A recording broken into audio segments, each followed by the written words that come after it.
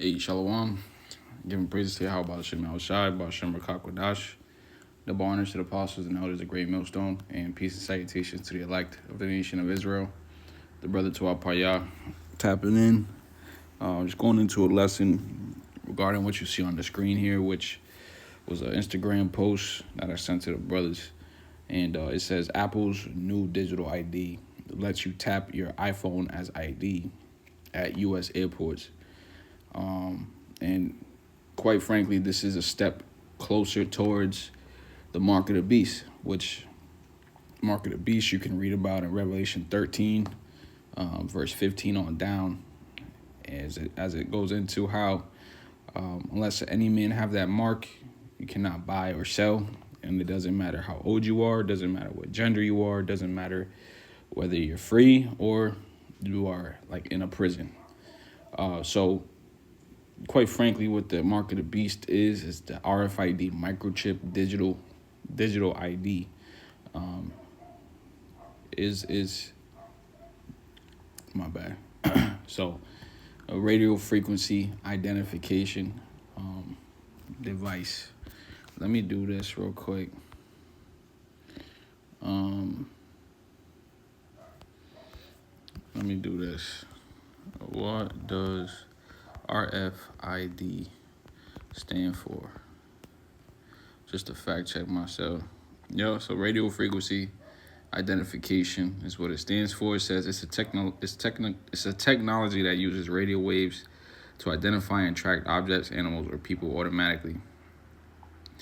And it gives you a couple things that you'll find RFID in, and eventually the RFID is going to be within your body. It's going to be planted in you. And so, what's going to be on that is your passport, your digital passport, where you just swipe your hand or something like that, or to scan in.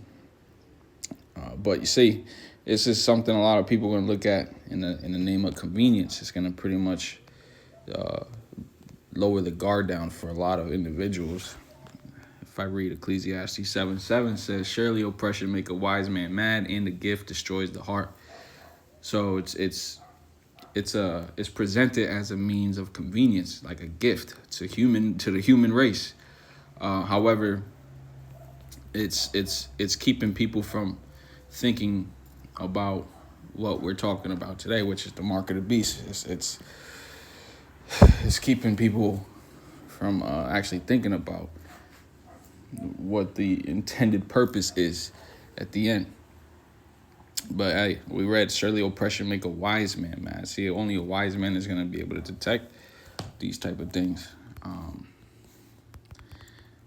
We got to go to another scripture, 2 Corinthians 2:11. Lest Satan should get an advantage of us, for we are not ignorant of his devices. And this is one of them things. He's got an advantage over a lot of people, 2/3 of the nation Israel. They're going to fall for it. 2/3 of the nation Israel going to fall for it. And they're going to end up getting destroyed. But it says digital ID can be used at select U.S. airports for identity checks during domestic travel, but it doesn't replace a passport for international flights or border crossings. And it gives you kind of like, the way it's going to be. And, Apple's a big tech company, very big tech company, a lot of investors. So it's something that is of the future. Apple is going to have a really big part in establishing artificial intelligence throughout the globe. More than what it already is now. But a lot of people are going to fall victim to. They're going to fall victim to Satan's devices. Okay, this is Isaiah 30:1. Woe to the rebellious children, saith the Lord, that take counsel, but not of me. And the way you take the Lord's counsel is by listening to his prophets, who he sets up. It says, and that cover with the covering, but not of my spirit, that they may add sin to sin, that walk to go down into Egypt.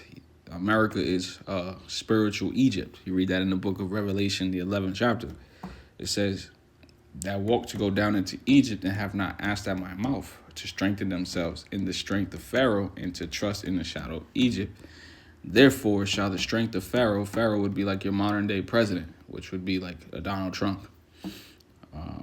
it says, therefore shall the strength of Pharaoh be your shame, and the trust in the shadow of Egypt your confusion. So another